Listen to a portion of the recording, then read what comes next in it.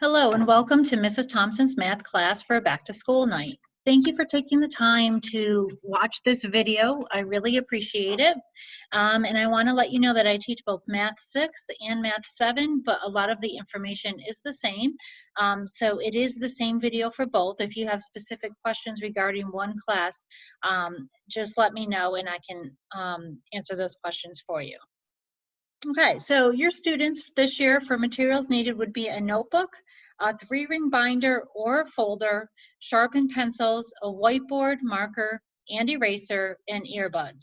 Because of COVID, we have to not share supplies this year. Usually I share the whiteboards with the students. However, they're going to need their own personal whiteboard, a dry erase marker, and something to erase the board with. It could even be an old rag from home.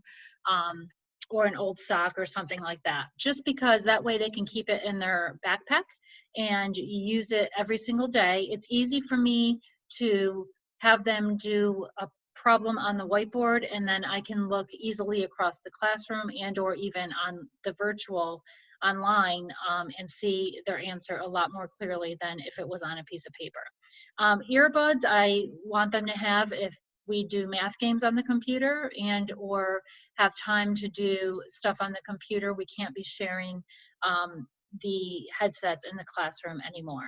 Obviously, they need a notebook to complete the work in, and a 3-ring binder or a folder for any math materials they get. So if your student is present in the building, they have their own multiplication chart that has been given to them.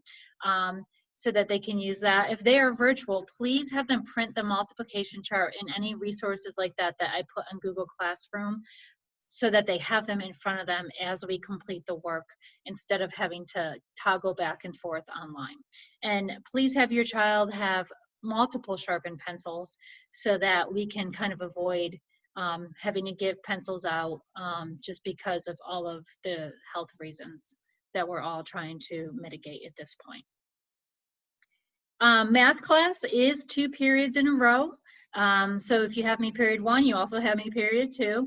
Typically, we used to take a break in between, and I used to let the kids out in the hall. So this year, we're not going to be doing that. But what I'm going to have them do is stand up on the side of their desk so that they're still 6 feet away, and we will do what I call a brain break. So for example, today we did 20 high knees, where we kind of like bring our knees up as if you're like a track star. So it just gets the blood flowing, it takes a little break, and the kids seem to really like it. The first period of that 2-period block, I usually introduce a new topic, and then the second period of that block is practice of that topic.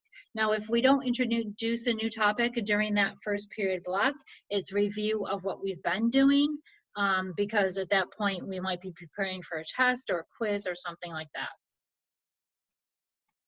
For grades, grades are calculated on a point system. All assignments are given a point value. The trimester grade will be determined by taking the average of all the tests, quizzes, and projects. And then, of course, the final grade is the average of the trimester grades. Now, I will tell you, I know a lot of parents are looking on Google Classroom and seeing if their kid has completed something or not. You can also look on Infinite Campus if you have the portal to that and see if the grades that are entered have anything missing. For homework, I will let you know that I don't give a lot of homework, especially this year when we're virtual. I'm sometimes letting the kids have some time at the end of class to do their work. Plus, we have 2 periods of math class, so they get a lot of practice and time to do any kind of homework assignments that second period of the block. But if I do assign homework, it's due the next day at the beginning of class, unless otherwise told that it's due on a different date. Students will receive the next day. I will check their work and just to see if it's completed. If it is completed, I mark it down in my chart as done, and then they will get 1 point for each completed assignment for homework. Then at the end of the trimester, I count up all their points and then put that as a trimester grade. So every trimester on their report card, you will see a homework grade. So for example, if we have 30 homework assignments that trimester and your student gets completes 30 of them, that's 30 out of 30, they get 100% for that assignment, and it could increase their grade a little bit. Again, if they get 0 out of 30, that could bring their grade down. And then at the end of the year, they will be eligible to use their points to purchase items from the classroom store. So for example, if you earned 90 points in the course of the year, you can go purchase items from my little classroom store that I have. And then I have tags on the items, you know, something might be 40 points, 45 points, so they can use it that way. Now this year, due to the pandemic, I am not sure how that is going to run at the end of the year. I might not have a classroom store, but that is the plan. So, you know, we'll take each step as it comes, I guess. All right, our topics in math.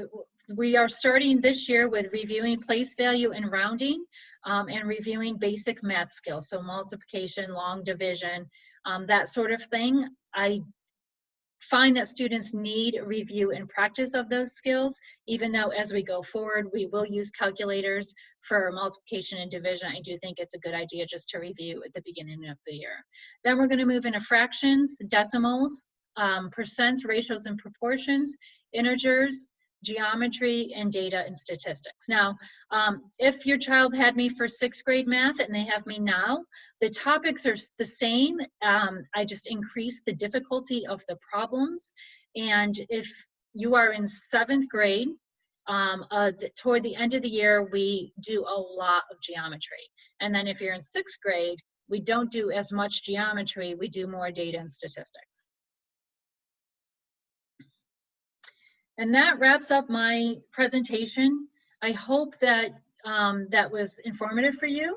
You can find me at my Zoom link for if you have any questions for back to school night.